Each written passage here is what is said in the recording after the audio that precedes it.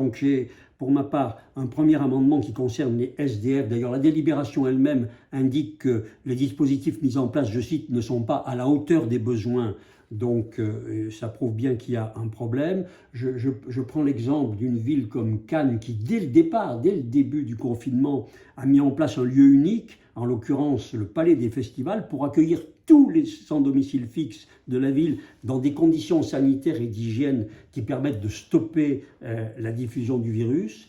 Je signale un cas particulier, c'est la place Doyen-Gosse sur laquelle les habitants attirent mon attention parce que 2 fois par jour, il y a des distributions de repas chauds, mais il n'y a aucune présence pour assurer la distanciation, pas de table pour que les personnes qui prennent leur repas sur place puissent le prendre, ce qui fait qu'ils se regroupent dans les squares, sur les marches des entrées d'immeubles. Les détritus sont évidemment laissés sur place, vous le savez, il n'y a pas de sanitaire dans le secteur. De nombreux SDF continuent d'ailleurs à se rassembler dans leur lieu habituel.